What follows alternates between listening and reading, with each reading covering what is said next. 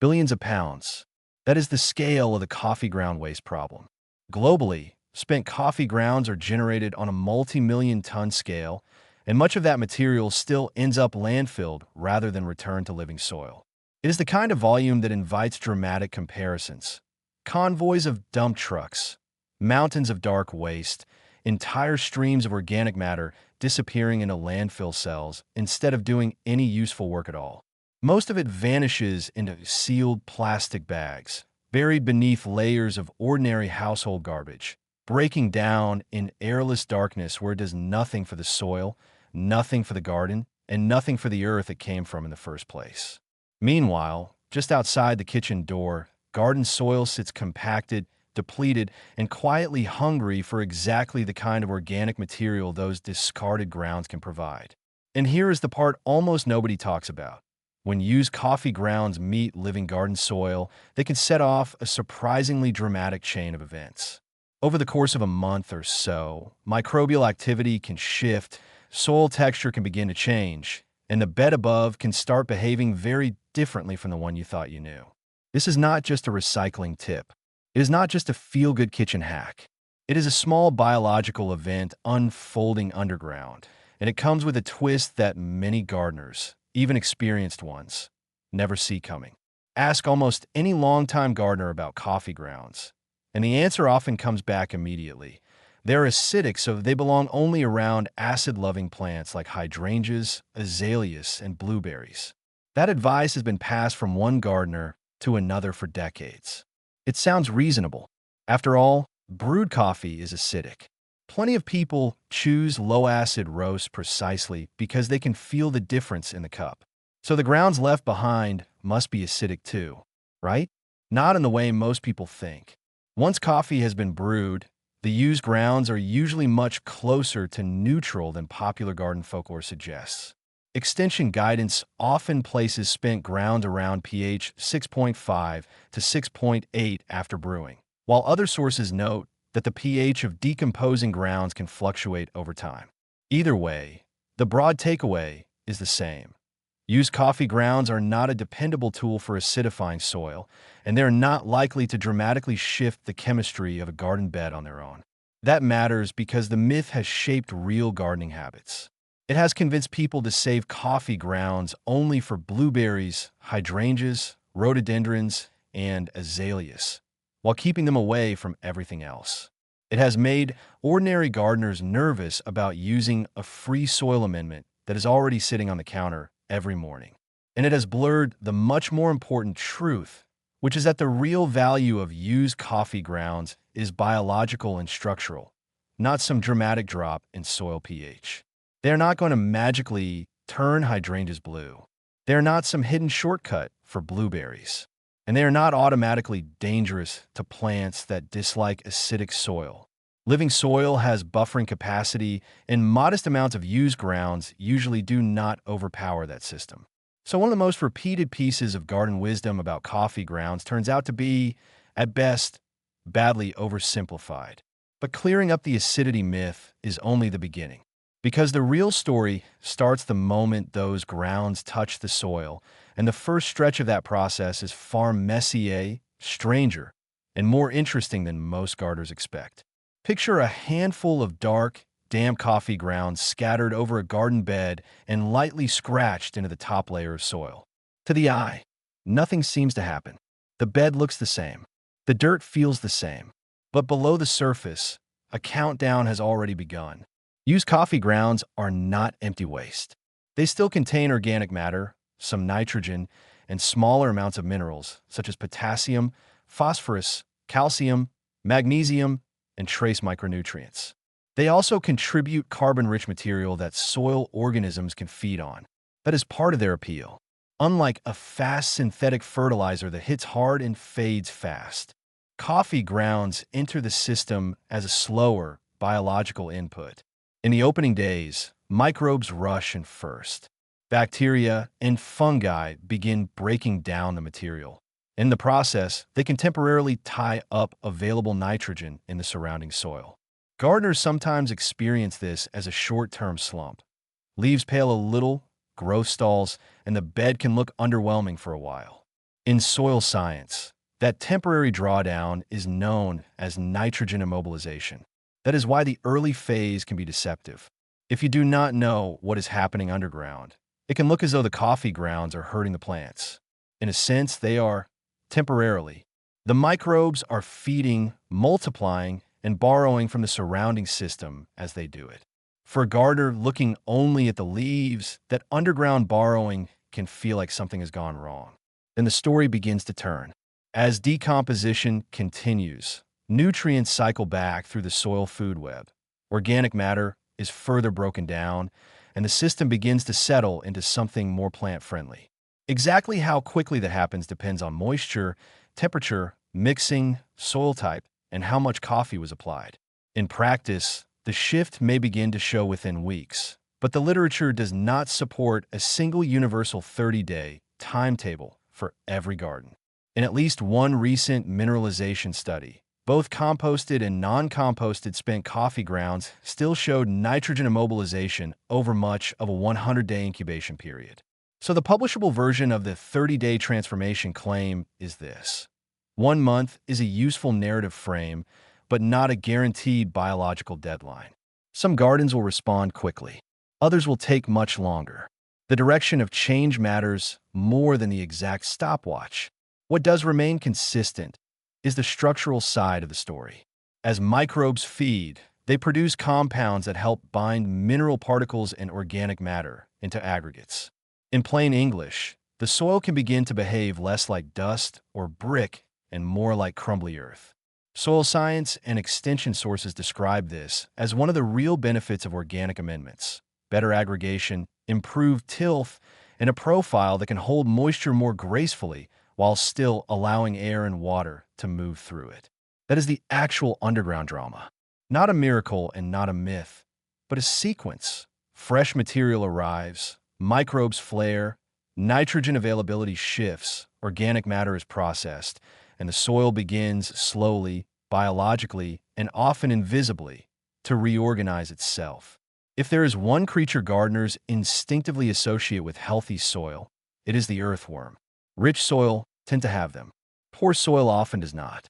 And coffee grounds do seem to intersect with worm activity, but not quite as simply as internet folklore likes to claim.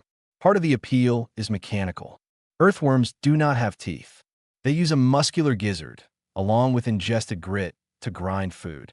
They also feed heavily on microorganisms and decaying organic matter rather than on fresh soil itself. That means coffee grounds can become part of an earthworm-friendly environment, especially when the grounds are mixed into a broader organic system rather than dumped in isolation. Extension guidance notes that worms can consume coffee grounds and move that material deeper into the soil, contributing to aggregation and the gradual redistribution of organic matter. That movement matters more than it looks. As worms burrow, they create channels for air and water. As they feed, they help blend organic residues into the root zone. As they cast, they leave behind biologically active material that helps the soil hold together in stable crumbs rather than collapsing into powder when dry or paste when wet. Gardeners often notice the result indirectly. The bed drains better after heavy rain, holds moisture longer in hot weather, and feels easier to work by hand. But there is an important qualification here. Research on vermicomposting shows that spent coffee grounds are best used in moderation or mixed with other feedstocks. Very high proportions can create problems for worms rather than inviting them in. Some studies report the best results with coffee grounds diluted by bedding or other organic inputs, not with pure or near-pure coffee waste. So the strongest publishable claim is not that worms will come racing in from every corner of the yard, but that moderate amounts of coffee grounds can help support the kind of biologically active conditions worms tend to like. And once worms enter the picture, the acidity myth gets even shakier. Worm castings are not simply coffee grounds on the other side. They are processed, transformed material. Some vermicomposting studies report end products that finish closer to neutral or mildly alkaline than the starting waste. So even when coffee begins as a questionable raw amendment, biology changes the chemistry as it moves through the system. This is the part upbeat gardening posts often skip. Coffee grounds can absolutely be overused, and when they are, the damage is not theoretical. Fresh or uncomposted spent grounds may contain compounds, including caffeine, phenols, and tannins, that are associated with phytotoxic effects at certain application rates. Reviews of the literature consistently warn that raw spent coffee grounds can suppress germination or slow plant growth, especially when they're used directly, heavily, or in ways that concentrate those compounds around vulnerable young roots. That does not mean coffee grounds are bad. It means dose, timing, and treatment matter. Young seedlings and freshly sown seeds are the easiest to set back. They do not have the root mass or stored energy to shrug off stress the way established plants often can. So if coffee grounds are piled around tender transplants or spread thickly over newly seeded ground, the result could be poor emergence, delayed establishment, or weak early growth. Publication quality copy should treat this as a risk, not an inevitability, because sensitivity varies by species, soil conditions, brewing method, and application rate. Then there's the physical problem. Coffee grounds are fine-textured. If they are applied too thickly as a surface layer, they can knit themselves into a dense mat that restricts air movement and sheds water once dry. Extension recommendations are unusually consistent on this point. Thick layers are a bad idea. They can form a barrier instead of a mulch, leaving the soil underneath drier and less breathable than the gardener realizes. That is why the danger is twofold. There is a chemical risk when raw grounds are overapplied around sensitive plants, and there is a structural risk when fine particles compact at the surface. Both are avoidable, but only if the grounds are used with restraint. Coffee grounds are not a more is better material. They are a small amounts, thoughtfully handled material. The first and safest rule is compost first. This remains the most broadly recommended route in extension guidance because composting dilutes the coffee grounds into a more diverse organic mix and reduces the risk of phytotoxic effects from applying raw material straight to the bed. Multiple sources recommend keeping coffee grounds to no more than about 20% of total compost volume. Above that, problems become more likely. Below that, they can behave like a useful green ingredient in a well-managed pile. And the method is simple enough for ordinary gardeners. Grounds can go in with the paper filter if the filter is uncoated paper. They should be balanced with drier, browner materials such as leaves, straw, shredded paper, or cardboard. The point is not to build a coffee compost. The point is to fold coffee into a larger, biologically diverse compost stream where heat, oxygen, and microbial competition do the slow corrective work that direct application does not always provide. The second rule is this: if you apply grounds directly, go thin and go mixed. A light layer worked into the soil is far safer than a thick layer left sitting on top. Guidance from Oregon State and the University of Arizona both warn against heavy surface applications, and Arizona's recommendation is especially practical. Keep the layer under about ½ inch and cover it with a coarser mulch if you are using it near the surface. That combination helps prevent compaction, improves moisture management, and reduces the chance of forming that hard, water-shedding crust. It also makes the application behave more like an amendment and less like a lid.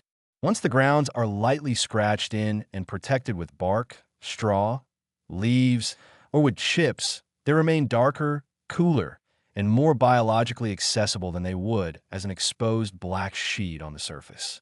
The third rule is to use liquid applications modestly and for the right reason.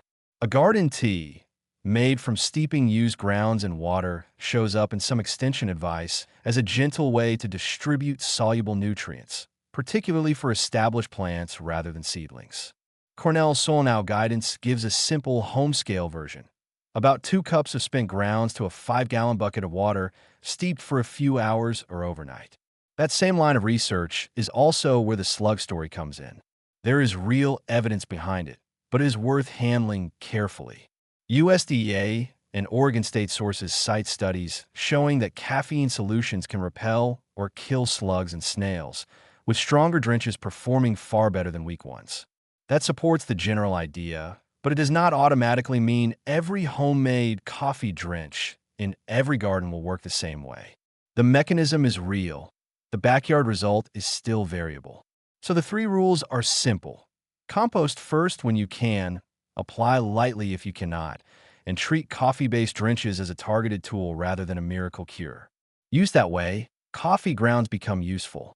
Used carelessly, they become one more gardening disappointment dressed up as a hack.